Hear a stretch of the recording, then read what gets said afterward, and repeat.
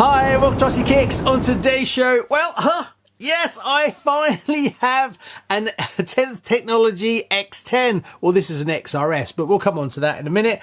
Back in the collection. Now, if you've been watching the show for probably about 4 years now, you'll know that the first time I got one of these on the show, I was actually lent it, and it was a Shelf Queen Never Run X10.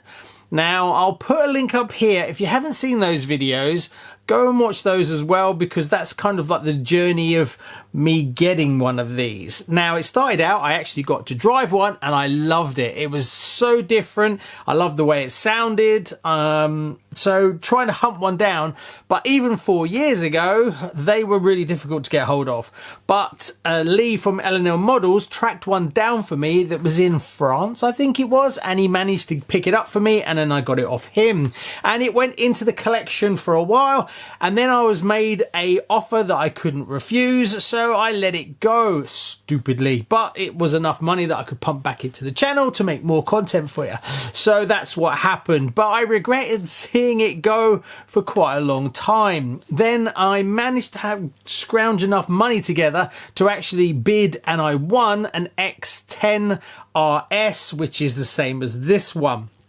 Now, I did a whole video on it when it arrived, but unfortunately it was a bit of a basket case. It was a parts car that someone had basically squirreled bits together because they're quite valuable to then sell on. But in the advertisement, it didn't mention any of that. Anyway, watch that video if you want to see what was wrong with it and all that kind of stuff.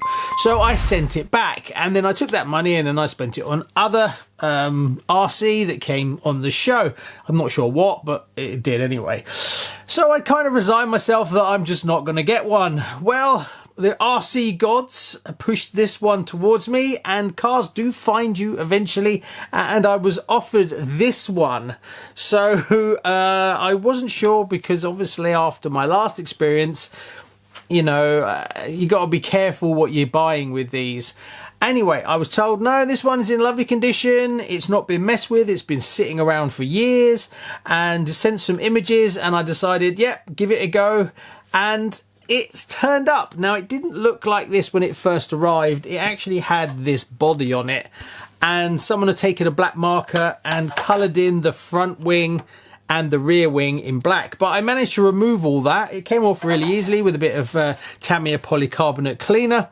And then the body, now this body that comes on it is the correct one, but it's been painted on the outside, but it's been also cut out a little bit rough around the edges. I might be able to save it, but I'm pretty much going to go and buy a aftermarket one, and then I'm going to paint it up. Just for anybody who doesn't know who 10th Technology is, because it was a small UK company, and they produced some beautiful, very radical designed buggies back in the day. Now, I've managed to go and get a little bit of information. I've put these in other videos, but I've managed to find the actual releases that came out. So in 1993, 10th Technology put out the Predator.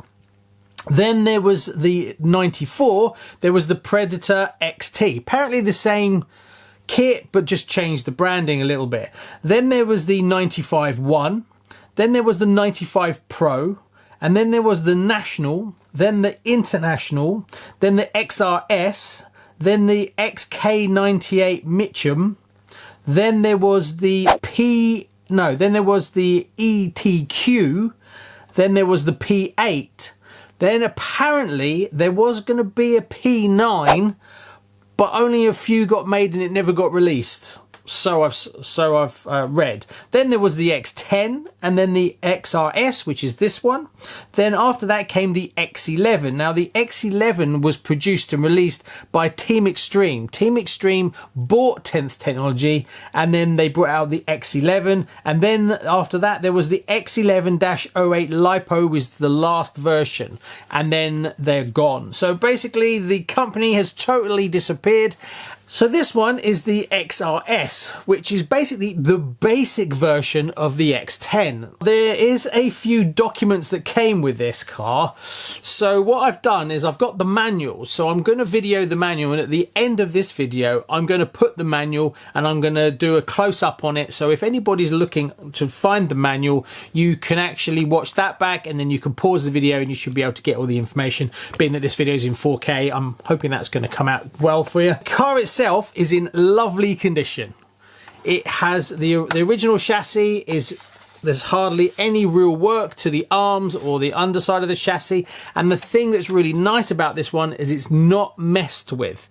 There's lots of bolts that all the correct bolts in the correct places. They're not been swapped out. Now, when it came, it did have an issue with the steering, but I've managed to fix that. There was no, I thought it was broken, the steering, but actually it wasn't. It was just missing a ball joint. So I had a ball joint that would work. So I fitted it and I matched it to the other side, and it's all now working again.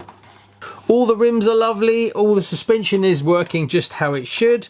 There's no actual damage to it at all. It really, all it needs now is a new body. Now, the body that I fitted on it, I had in my parts bin from the previous Preds that I had, but it's the wrong one. So what I'm going to do is I will order an aftermarket one, and then I'll paint it up and fit it to the car. One thing I thought that was missing was that's a bit strange on the XRS is these back wing mounts are actually clear.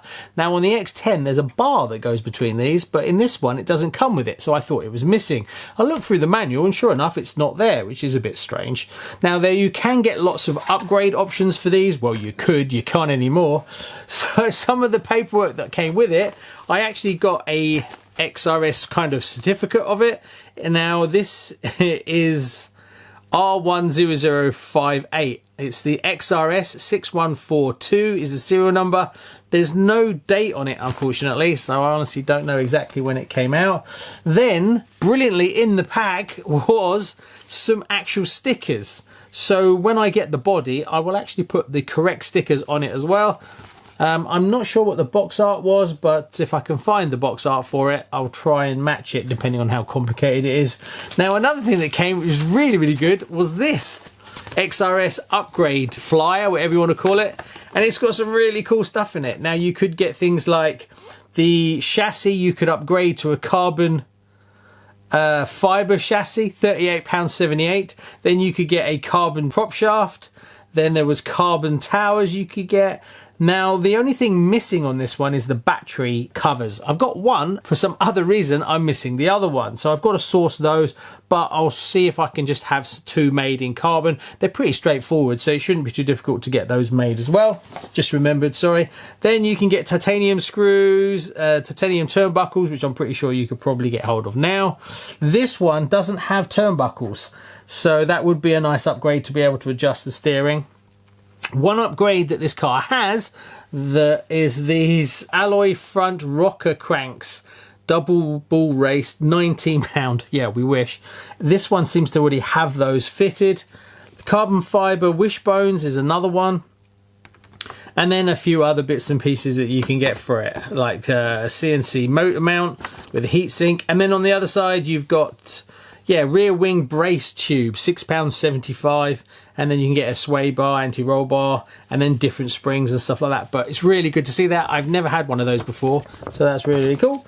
Then another one is the X10 brochure. I've had a few of these over the years.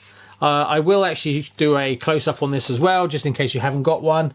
And the last but one thing was I got a Predator X10 XRS chassis setting sheet, which I'm guessing just came with it. And I got a few other little tiny things like some new bearings. Now, I was worried when I saw some images of this that the actual spur gear was chewed up a little bit. But it turns out it's just got loads of gunk in it, so I'm going to clean that out. But it came with a spare one anyway, so I could change it over, and just a load of bearings and clips and stuff like that.